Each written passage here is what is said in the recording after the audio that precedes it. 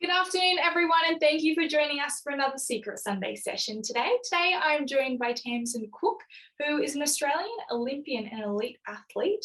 Today, we're going to be talking to Tamsin about her story, as well as getting to know a little bit about the industry and how athletes do work with the pressure that they can be under. So to kick us off, like always, Tamsin, do you just want to explain to everyone basically who you are and what it is that you do? Yeah, of course. So thank you for the introduction. I am 23 years old now, and I've been swimming and doing elite sport in swimming for a really long time.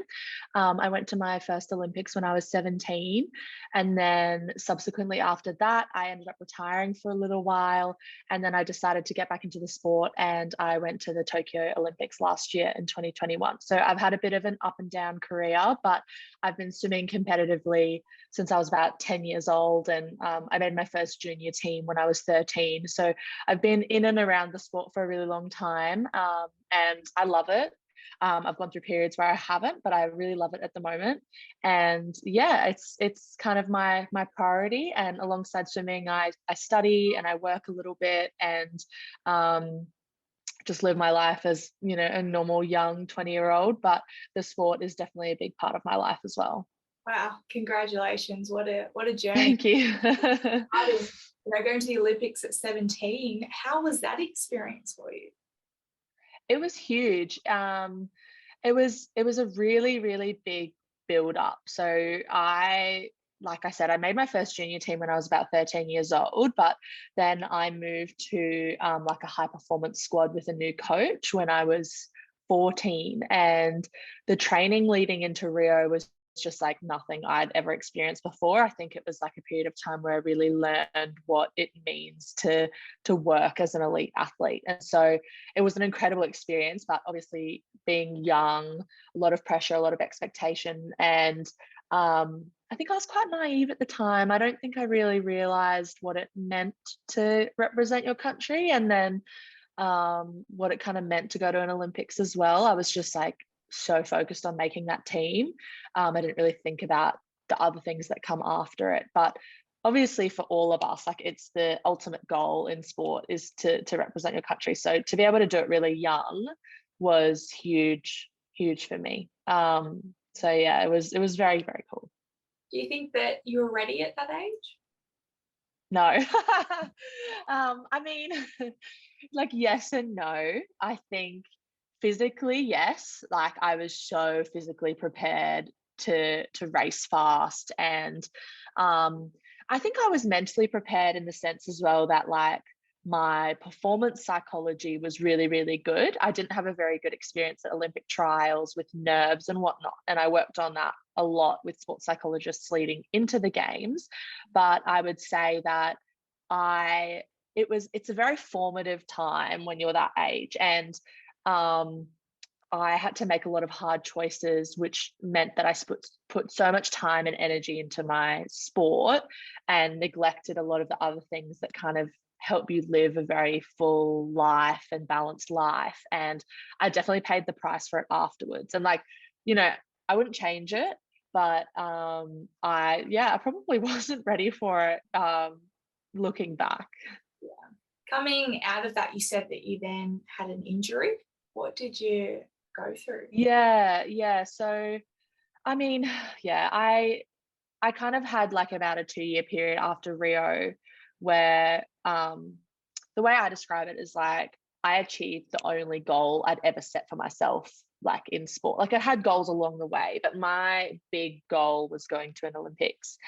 And I achieved that really young, probably earlier than what I expected to. I always thought if I was going to make an Olympic team, it would be Tokyo in 2020.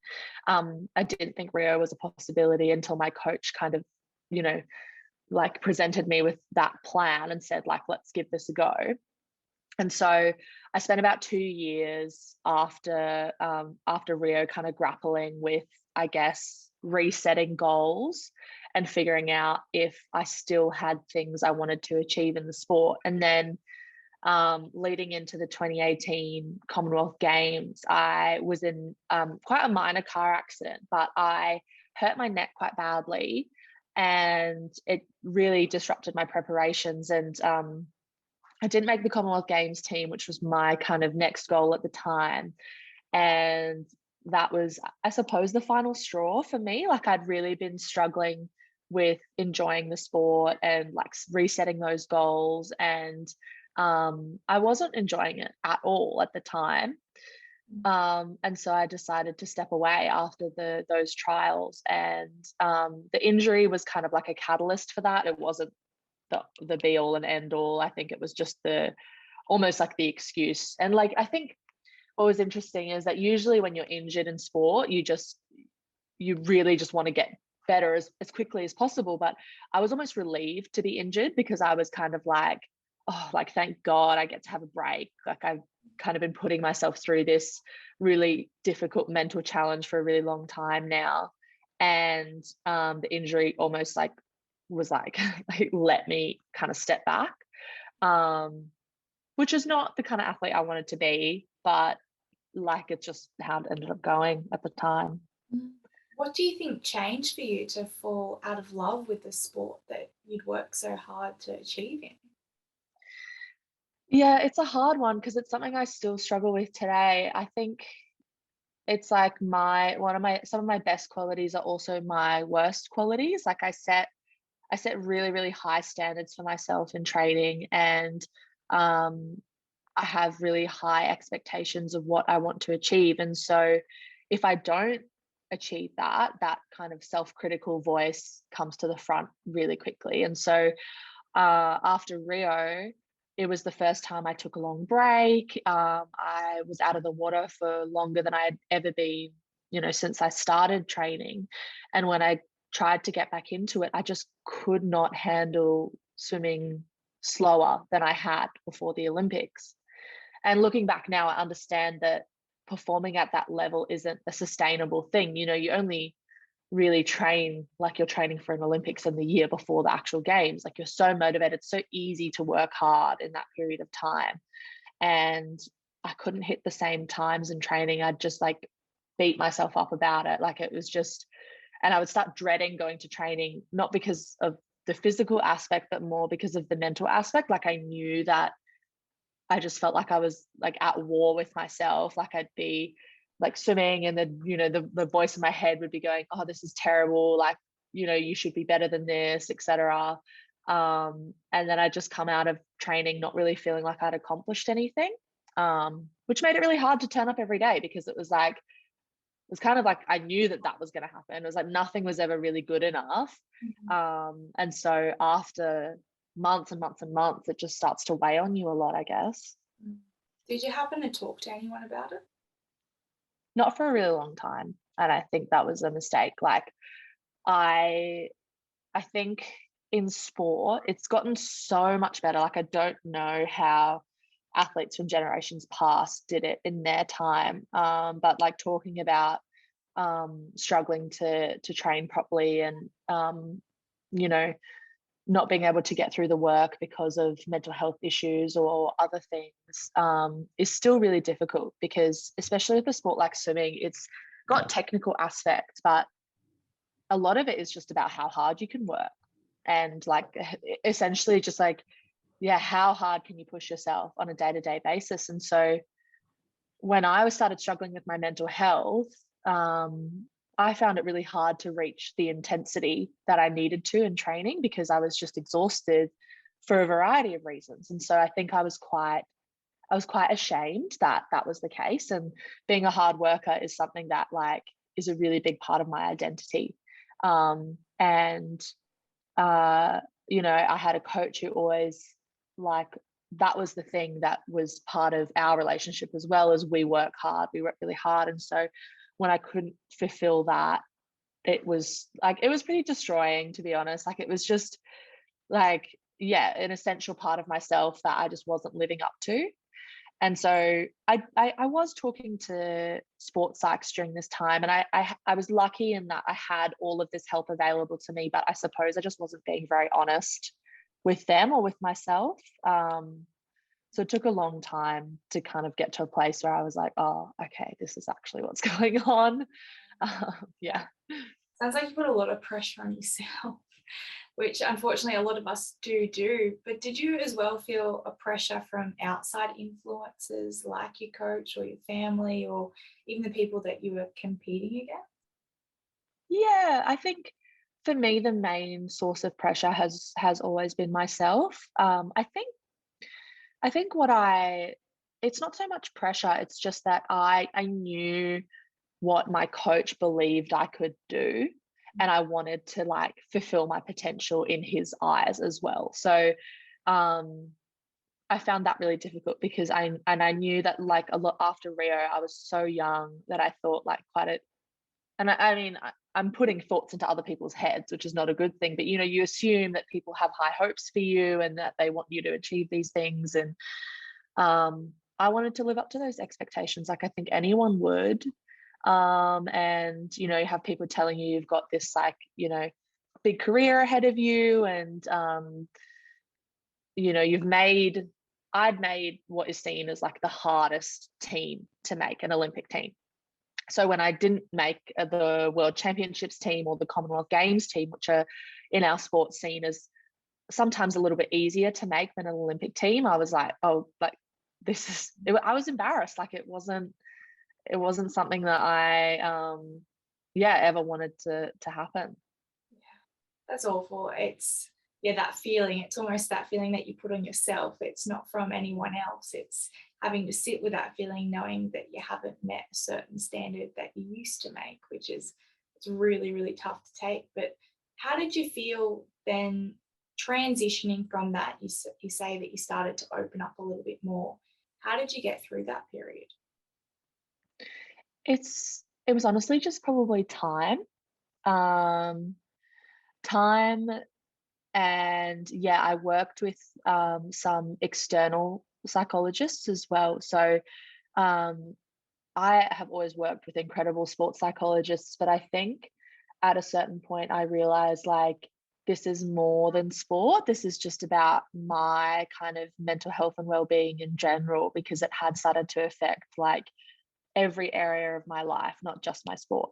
And so I went to see external support, and that was really great because I think there was always this like niggling feeling that I was like, oh, like the I and it's not the case, and I don't want any sports psychologists who watch this to think that's the case, but I was worried that like they would always just want me to keep swimming, and I wanted someone. I think I just wanted the someone to say like, no, you can stop, like you can rest, like it's okay, you don't have to keep training. um and that was what I got when I went and saw like um an external psych. And a lot of these things like that come up in sport just come up in the rest of your life as well. Like everyone has these feelings about their career or their family or whatever, and um my sport just made it a lot more pronounced. But it was kind of mental health issues that I needed to work through anyway, just in general, regardless of what I was doing with sport. And so seeking that help was really, really good for me. And then I stopped swimming, like I said. So I actually retired. I just couldn't, honestly, it was like, I got to a point where it was almost like a physical injury. I was like, I just can't go to training anymore. It was too hard. Um, and I would get so anxious just like driving to the pool, thinking about what I had to do that afternoon. And so I stopped swimming, and I just went to uni full time, and I spent time with my friends. And I realized that most importantly, my friends didn't care whether I was swimming or not. Like they cared in the sense that they wanted me to be happy. And if I wanted to do it, they wanted to support me, but they didn't care whether I was like achieving things in the pool or not, and my family as well. And then a lot of the general population didn't even know, which was actually quite nice to know that like people don't know. And like sport is like most kind of industries is a bubble, and when you're in it it's very all consuming, but sometimes when you step outside of it it can be quite liberating to get that external perspective as well. So that's kind of and it took time, it took years honestly to get to there, but that's the short version, I suppose. That's awesome though that you stepped out of that and you found yourself again and you found out what Yeah, you don't like stepping out of the pool because it's been so much of your life, and then to step away yeah, and rediscover who you are. yeah. I like honestly, I felt like I didn't have a personality, and that sounds weird to say because I do. And but at the time, like I said, it was my formative years. Like I was just like so all consumed with sport from the age of 14. I remember being 17, coming back from the Olympics and being like, what do I like to do? Like I don't know. I don't have hobbies. Like, and I mean, a lot of athletes would be like this. It's just like it's very, very time consuming. You spend maybe like 30 hours a week, either training or going to physio, like doing all the external things that come with being an elite athlete. And I just like had no idea like what I like to do or who I was. And I remember thinking like, I don't know who I am without sport. And it's a very much a cliche. And I hated that like I'd like completely slotted into that cliche of like young athlete doesn't know who they are without their sport, blah, blah, blah. But I mean, they're cliches for a reason because they're just so present in a lot of different areas. So yeah, it was hard, but it was good to kind of realize that and not just keep going at something that wasn't working. Yeah. And then to then jump back into the pool, take me through that. Yeah, Was that one that you decided that you wanted to do? it was really interesting. So that whole story kind of began with the pandemic actually, which I know for a lot of people was a really, really difficult time, and in particular for athletes as well, because the Olympics were postponed and no one knew whether it was going to happen or not. So it was really hard. But for me, I'd been at uni, doing full-time uni for my undergrad, and I was working part-time, and COVID happened, and I ended up with a lot more free time because I didn't have to drive anywhere, and I was just at home doing uni online and stuff.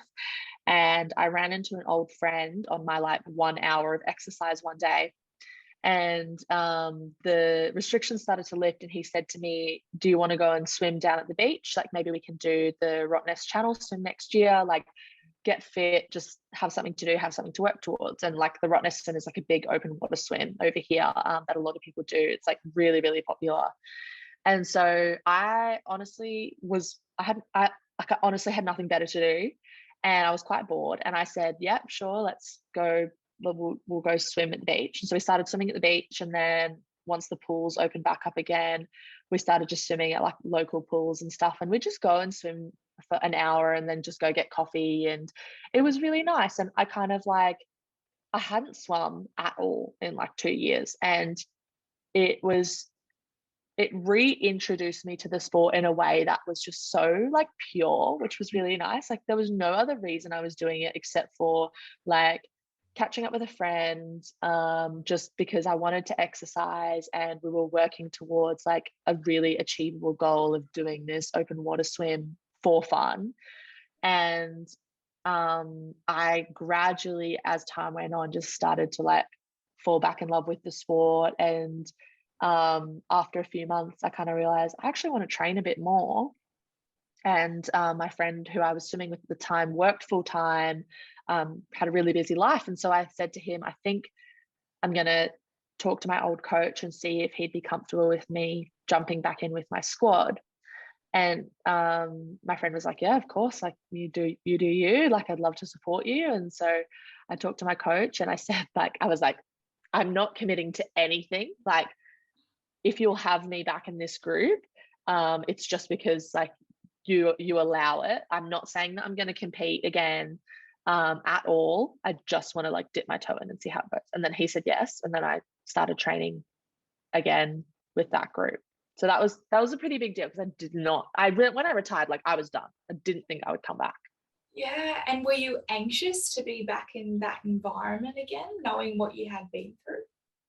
A little bit, I think. But it was almost like though like it was like I was just like a little kid again. Like because I was working from a blank slate. Like all those prior expectations were so far behind me that I would show up to training, and if I did like one thing that was better than the previous week, I was stoked. I was like over the moon. And I got so excited over achieving these tiny things that, 2 years prior I would have like completely beat myself up over because they wouldn't have been good enough. And it was like a really refreshing way to approach the sport, and I just had a new perspective. And um I was just having so much fun. Like I wasn't even treating it like I wasn't an athlete yet. I was still like going out with my friends on Friday nights and stuff, and not getting a huge amount of sleep and then showing up to training on Saturday morning. Like I was being responsible, but I wasn't as, I was super strict when I was younger. And I wouldn't have even like gone out for dinner on a Friday night because I'd be like, nah, I have a huge session tomorrow. Like I'm not doing that. And so I just kind of approached it in a new way that was a lot more relaxed, and still gradually started getting good results. And as the year went on, I just like kept improving and improving and improving. And then in December, my coach sat me down and we had our like proper conversation. So, And where did that proper conversation lead to? so he was like, he kind of said to me, if you want to give this a go, he was like, I believe you can make the team. So this is like December of 2020. And so they'd rescheduled the Olympics for July of 2021. So I'd been training with him for just under 6 months.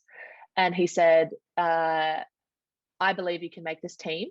Do you want to give it a go? Like he literally was like, do you want to give it a go? And I was like, I love a challenge in my heart. Like when I'm in a good place, I love a challenge. And it was just like this really cool thing of being like, can we do this thing that not a lot of people have done, like make a comeback and within a year of training, get myself back on the Australian team?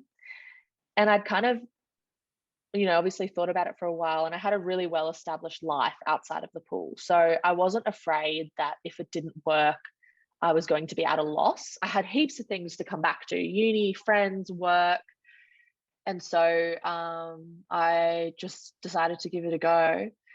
And I kept training, and I think it was April, in April, because of COVID actually was still ongoing and the borders were still really iffy, we left our whole squad, our whole training squad of about 10 athletes, and my coach and a few support staff. We all left West Australia, and we spent about 2 months living in Queensland until Olympic trials, which were in end of May, June, I think, of 2021. And that was just so fun. Like I just had so much fun with everyone, like racing again, seeing old friends who lived in Queensland and other states before at different competitions and training. And I just like, I honestly at that time I did surprise myself. I just kind of like, I think I was in a good place. I had lots of energy, and I just trained really hard, and was able to kind of keep those expectations and that self-criticism under control. And I just was having a really good time, which was great. That's awesome. And did you find that, I suppose, as you said, the sporting industry is very competitive, that when you started to get into the pool with other people and you started competing again, those strong personality traits of those standards start to lift again? Definitely. Yeah. I think they're always going to be there. Like, and especially now, after coming off of a second Olympics again, like they will never go away. It's just going to be a work in progress for me for the rest of my life. And I've realized that now. I always thought like it would be something that would just like turn off one day, like I'd be like, oh, I'm 25 now. I guess this is when this is supposed to end. And now I'm happy and confident for the rest of my life. Like, no, that's not how it works. So they definitely started to creep back in. But I think I am better at managing those things now. And I'm a lot more open. Like I went through that phase where I was really ashamed and embarrassed to talk about those things and be forthright with my support staff about how I was feeling. Whereas now I'm a lot more comfortable in myself to be like, hey, like this is really bothering me at the moment and I need a bit of extra support, or we need to change something. And there are strategies that I've used in this last year that I've never used before to manage that stuff. Like my coach for a period of time didn't give me training times. So I wouldn't have those measures to work off of. So little things like that really helped. But I definitely noticed once I got into that high performance environment again that it became a lot more prevalent. And I think that's a natural thing in any high performance environment. It's kind of inescapable in a way. Mm. Do you find that you're going to continue on? You're going to continue to compete when, I know you said you're in the off season now, but Yeah. you're going to continue? Yeah, I am. I think like I've made to Olympics. I'm really, really fortunate with how my career has gone so far, but I don't really feel like I'm 100% done. And whether that's just because like I love the environment now, which is really nice. Like I have a lot of good friends. I still think there's some opportunities for me in the sport, whether that's on Australian teams or just in the swimming environment as a whole. I have a leadership role on the team, which is really nice. So I just want to like kind of be involved in a broader sense, I suppose. Like I'm never going to, win an individual Olympic gold medal and break world records. Like I know where my limits are now as an older athlete, and I'm okay with that. But I think I can help the sport in other ways, and hopefully help younger athletes as well who might kind of go through some of the similar things that I went through. And that's kind of where I see me having like an impact on the sport more so than my performance even. Like of course I want to perform well. That's what everyone wants to do. But yeah, I think I want it to be more than just performance now. It's crazy to think that at 23 you were classed as an older athlete. Yeah. Like, putting my head around that, like, what? I know. Yeah, it's weird. And to be fair, like, especially after last year, we had Emma McKeon, who's 27, 28, performing the best she ever has in her life. So perhaps that could be the case for me. Who knows? I might do personal best times in 2 years' time. But yeah, I would say, a lot of our athletes come through in their like late teens, early 20s. And I think because I started young, I'm kind of a bit of a veteran, I guess, which is weird. Yeah. Wow. So is that where development starts? It's that transition, I guess, from school and out of school in the sport? Yeah, absolutely. So I think that period of time is super, super critical for a lot of athletes because handling year 12 and swimming is really, really difficult. Like most swimmers are in the pool or at training in general, like at least 9 times a week. And so that is a time where a lot of people, I think, do struggle because if I was lucky in a sense, like I went straight from a junior team to a senior team. I was on a junior team in 2015, a senior team in 2016, but often there'll be a period of, a couple of years where people who've been on junior teams might not make a senior team for a little while until they're about 20.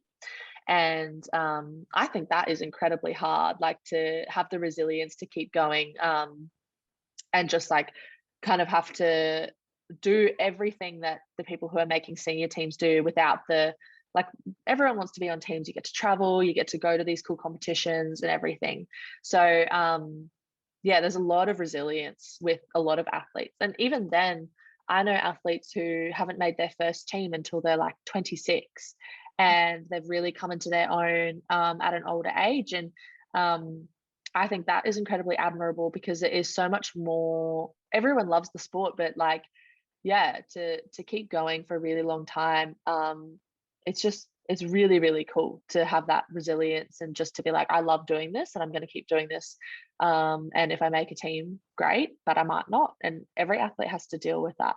Wow, that's just phenomenal to think the determination, all those years of training and the pressure you put your body through as well as, yeah, your mind. Like, it's phenomenal that those people continue to keep going. I mean, congratulations to anyone in the industry doing that. Oh, absolutely. Even with that, how did you find you were able to juggle it? As you said, like dealing with whether it was school or studies or then trying to have a social life in between all that. How did you find it? Yeah, it's absolutely a balancing act. So for my year 12, I was online. So I was very prepared for COVID because I'd already done end of high school online, and I split my year 12 over 2 years, which was a very hard choice. So I didn't graduate with my friends. I didn't go to my year 12 ball or formal or whatever. I did my last 2 years at a place called Side, which is traditionally for isolated students who either live on farms like up north, West Australia, or perhaps even in different countries, but want to stay in the Australian curriculum, and then some elite athletes as well. So that's what I did. And that kind of allowed me to balance the travel element of going to Rio and swimming and training at an Olympic level, and still studying, because I love study. It's a huge part of who I am. And um, I never wanted to compromise my ability to get into university and do the courses I want to because of swimming. And every athlete has their little things, whether it's their study or their work, that they kind of need, I think, to have a balanced life. And I think these days we're a lot more conscious of the fact that everyone's career will end at some point, and you have to have something to go to after that. So everyone just balances it in their own ways, and people can handle different levels of study or work. Like I do 2 units at the moment in my degree, and that's pretty good for me. I don't know if I could do much more than that. But some people study full time, and some people don't like studying at all when they're training, and rather study or work when they have time off, or prepare themselves for life after studying in different ways. So it's very individual. But I think that's something that's improved a lot, is just acknowledging that not only for your kind of livelihood do you need something to go into after sport, but for your mental well-being as well, and being a well-rounded person, it's good to have those external additions as well to work on. Yeah. And you talk about now you're doing study. What are you studying? I'm doing law now, so yeah, my undergrad was in English and media, so I did a double degree in those two areas, and then I always thought that I'd continue studying, and I had a place in a Juris Doctor program. So I've only just started that this year, but I really like it. I've done some law clerking work at firms and stuff before, and it's just a completely different world to sport. But I mean, all of those skills that you learn as an athlete, or even skills that I've learned through my study and work, are all transferable. Um, it's helped me so much to be a good student, and a good employee, and additionally a good athlete. So I really like it. It's good. Yeah, and are you hoping to be a lawyer one day? I think so. I'd love to practice, at least for a while. And I think, later on, I'd love to teach in a way, at a university or something like that. I just think that, I don't know, I just love the idea of, and I do it now with swimming. I go and talk to schools, and, um, talk to younger kids about my experiences as an athlete, and what it means to work hard and to pursue something that you love. And that, I think, has instilled in me quite a passion for just passing on knowledge, and helping people reach their potential. So if I can fit that into my career in one way or another, I'd love to do that one day. Amazing. And when you do talk to the younger generation, do you find that there are still same pressures, same barriers that they are dealing with same time when you were dealing with that? Yeah, in a sense, I think what's surprising is it's all relative. You know, I am talking about, swimming at an elite level, but for these younger kids that I go and talk to, they have similar anxieties about going to school and getting good marks, and all of those things come up um, all the time. And I tell a story about my Olympic trials experience where I got really, really nervous, and I noticed that one kind of always um, gets a lot of response from the kids. And I think it's because like we all know what it's like to feel nervous and to feel afraid and to feel scared of an outcome that we can't really escape. And I just think that I just want them to know like that, you know, whether they achieve what they want to or they don't, like the world doesn't end and you always have another opportunity to try again. And I think the one big thing is that, and for me as well, is just kind of talking about how much of a big deal confidence and believing in yourself is, which is, again, it's so cliche, but like um I always tell them that they'll be surprised what they can achieve. It'll be more than they expect, because that's what it was for me. Like I didn't really think I would ever make the Olympics when I was 17. And I was just lucky that I had a coach who really believed in me. And so that translated to me then believing in myself. But I love going to the school and talking to the kids. They're great. They ask great questions. They always I always get one kid who's like, oh, like, I know you won a silver medal, but are you sad that it wasn't gold? And I'm always like, oh, I guess so. But, you know, I'm pretty happy with the silver. That's okay. Oh, there's always that one kid that's always just say something that's just going to break the tune or the mood of the. It's great though. They bring you down to earth in a big way, kids, which is so good. Yeah. And I mean, if you love it and if you're able to share what you've gone through and what you've learnt along the way, then even if it helps one person, it's all worth. Oh, 100%. Yeah, 100%. Yeah, and on that, I feel that we did kind of get your lasting message there, but is there any further, I guess, lessons or messages that you would like to share based on what you've been through for someone out there that might be listening that might need a little pump up?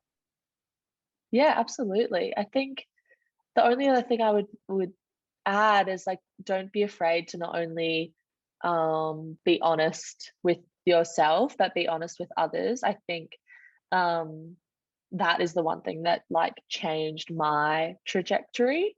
And don't beat yourself up if things that you thought you kind of had dealt with or managed come up again, because life throws very unexpected situations at us. And I was talking with a friend and she kind of said to me the other day, like, I thought I'd dealt with this and now I'm in a new environment and it's come up again. And that's just what happens. Like, this is an ongoing kind of project that we all are going to be doing for the rest of our lives. And if we're honest about it, you know, we're just sharing the burden, which makes it a lot easier. So that's what I'll be trying to do anyway.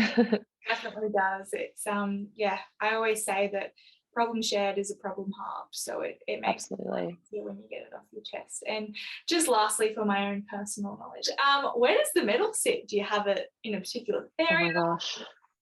I should have brought it with me actually. That's No, it's here. I brought them back home because I usually just like put them in my cupboard, like because I take them to the schools and I like let the kids look at them and pass them around and stuff. I think my mum has probably gone and put it in our little safe that we have in our home because she stresses that they will get stolen.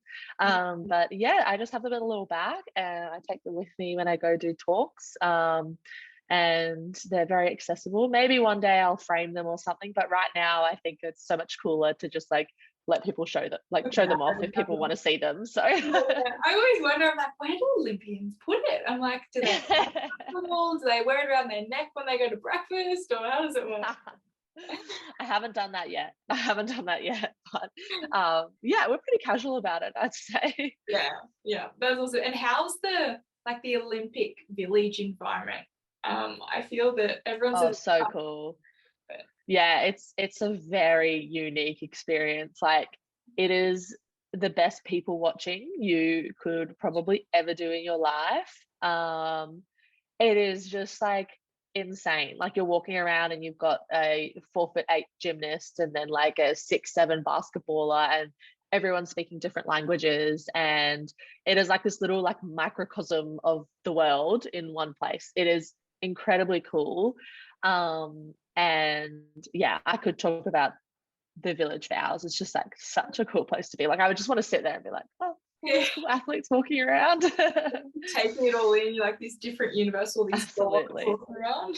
Yeah, literally. And it's because it's like one cool experience I actually had was I met Novak Djokovic, who is obviously a very accomplished tennis player. And I met him in Rio, and he shook my hand, and he said, like, he asked me what I was competing in, and then said good luck. And it was like this cool, like, I don't know, I felt like this little acknowledgement of like athlete to athlete, even though I see him as like eons above in terms of performance and whatnot. So it's just like really cool to acknowledge that everyone here is like striving towards the same goal, which is a cool thing. It's awesome, and to know that even someone, as you said, with that high status in the sporting industry can acknowledge and make everyone feel part of that. That's awesome. Yeah, you definitely feel like you're part of something kind of bigger than yourself as an athlete, which I think is why so many people love like the Olympics and what it's about. Yeah, that's phenomenal. And honestly, hearing your story today, it's phenomenal as well. I just want to congratulate you and how far you've come as a person, how much you've grown, like the resilience, and to see the confidence that you've built up now. It's phenomenal. And I feel that your story should be shared, because what you've achieved it's so amazing, and so many young people would be absolutely admiring what you were doing. So just congratulations on that journey. Thank you. Thanks for chatting to me. Yeah, it's really cool to be involved, and like your project is very, very, very cool and very important. So I'm very happy to chat today. Oh, thank you. Well, once again, thank you for coming on, and thank you everyone else out there for joining us for another Secret Sunday session. We'll put up all Tamsin's socials, so you can go check her out and follow her journey, and I think it is one to be followed, because she's got an amazing story and one that deserves to be heard. So we'll check in with you all in a couple of weeks. Otherwise, we'll see you all next time.